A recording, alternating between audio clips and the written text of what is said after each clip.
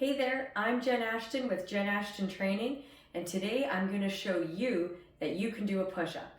Most people think that they're not able to do push-ups, but today I'm going to show you 8 different ways to get a push-up done. So no matter what your fitness level is, you will be doing a push-up by the end of this session. So the first place that we're going to start is with a blank wall. From here, I'm going to have my arms out in front of me, just in line with my shoulder. My elbows are turned down like an arrow, so I'm not a goalpost. I'm down, making an A shape, an arrow shape with my elbow and my body. I'm going to come up onto my tippy toes.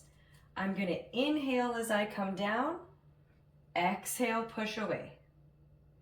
Inhale, come down. Exhale, push away. And notice how I'm using my whole body. My hips and my bum are coming with me. Exhale, push away. So there it is. That's a push-up. That is our first version of how to do push-ups. When you get to a point that you can do 3 sets of 10 repetitions against the wall without any difficulty, it's time to make this a little harder, and we're going to come to a kitchen countertop next. From here, everything stays the same except that we're moving lower down the line. So my hands are going to be against the kitchen counter. I'm up on my tippy toes. Again, keeping my hips coming along for the ride with me. So I'm going to inhale, come down till I'm in line with my chest, and then I'm going to exhale, push up. So inhale, come down, exhale, push up. I'm always keeping my shoulders back and down, keeping that arrow position, not the goalpost. So my elbows are down, relaxed. And remember, we're bringing our hips with us. So we don't want it to look like this. We're not bowing down towards the counter. We're bringing our whole body with us. Exhale, push away. Inhale, come down. Exhale, push away. So that is variation number 2. There's another push-up. So for version number 3, we're over here in my desk area. So we went from the wall to a little bit lower on the kitchen countertop, and now we're going to go a little bit lower again to a desk. So as you get stronger, you're going to lower your upper body in increments down closer to the ground. That's how we're going to get better and stronger at push-ups. So from here, nothing changes, you guys. We're still going to have our hands out in front of us. We're still up on our tippy toes. We're bringing our hips along for the ride with us. We're inhaling down, exhale up. Inhale down, exhale up. Keeping those shoulders back and down, still keeping that arrow shape with my body, not the goalpost, bringing my hips with me. Everything stays the same. That's variation number 3. It shouldn't surprise you that for version 4, we're at my coffee table. So as we get stronger, once you're able to do 3 sets of 10 repetitions at each level, you're going to move along to the next level. So this is version number 4. We're just bringing our arms to a lower starting point. So instead of being at the wall, instead of being at the kitchen counter, and instead of being at a desk, we're now a little bit lower at a coffee table. Everything else stays the same. My hips are coming with me. My arms are right out in front of my shoulders. Inhale down, exhale up. Inhale down, exhale up. I'm bringing my hips with me for each rep. Another thing now that we're getting a little bit lower, an important thing to note, get full range of motion for every repetition.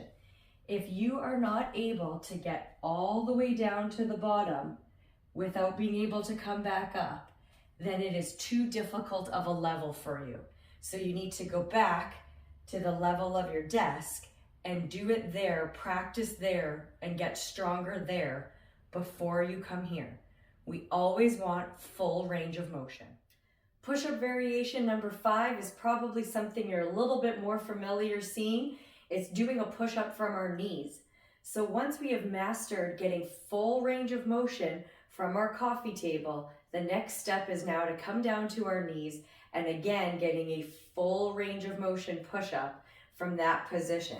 So from here, I'm gonna put a towel or a yoga mat or something on the ground. I'm gonna get myself into a plank position from here, squeezing my bum and tucking my tailbone. I'm gonna come up onto my hands. And again, I'm gonna keep my bum with me, my hips with me. I'm gonna screw my hands into the ground so that my elbows are facing forward. I'm gonna inhale, come down, exhale up. Inhale down, exhale up. Make sure of your form here. Again, a lot of people leave their bum behind and they do these bowing push-ups. We want our hips to come with us every time. So we're inhale down, exhale up. So that is push-up variation number 5. So here we are at variation number 6 for push-ups. And this is what most people think of when they think of a push-up. This is the traditional push-up that everybody associates with that term. So we're gonna go from our toes and our hands from the ground. So once you are strong enough in all those other positions that we talked about is when you can start doing push-ups from your toes on the ground. Again, full range of motion, super important. Keeping your hips with you, super important. Arms are out. We're going to screw our hands into the ground so that our elbows are facing forward. So what that's going to look like, we're going to come down to the ground. I'm going to tuck my tailbone, squeeze my bum, screw in those hands into the ground. Big inhale here. Come down, and then we're going to exhale up.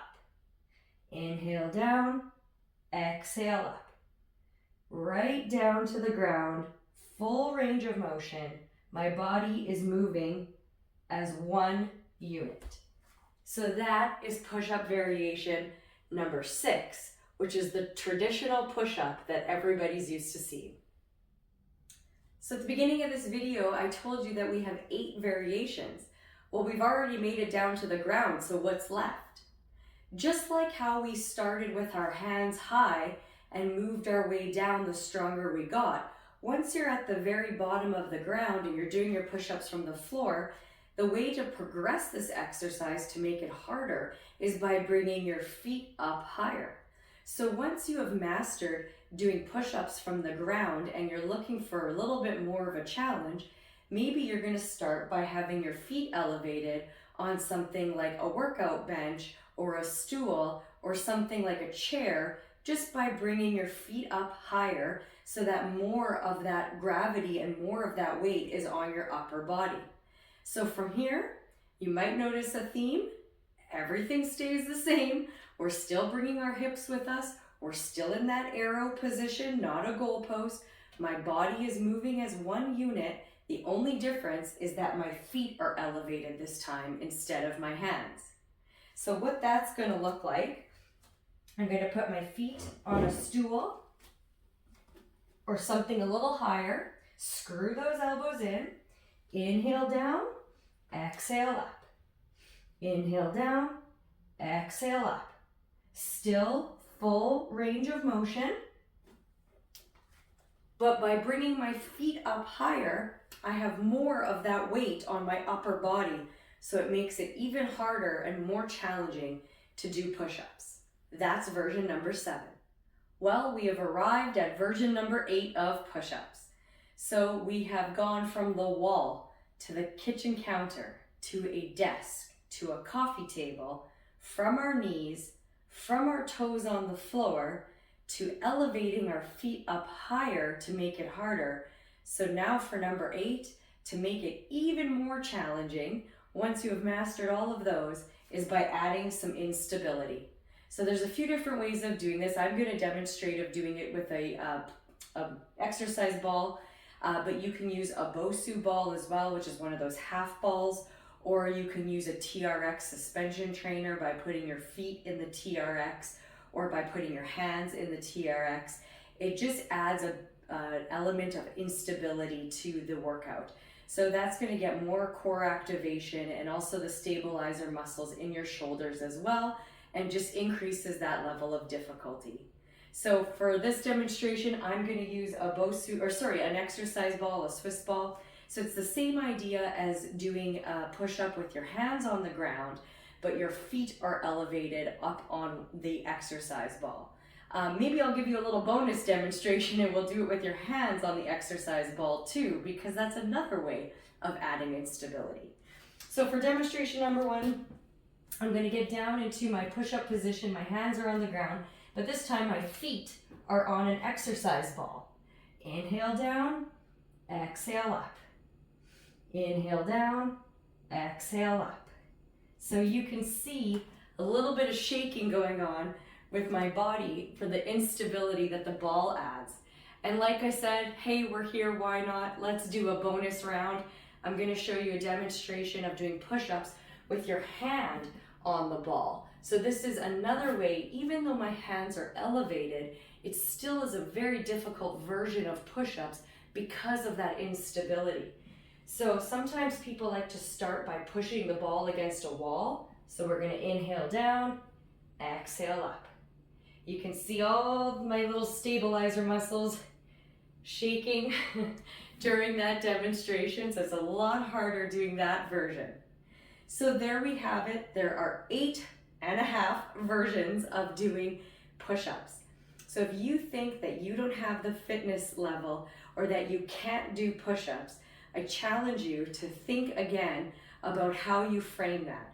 With all these options that I have given you today, I'm confident that you will be able to do one of those versions of push-ups and get stronger and stronger until you are at a level that you are happy with.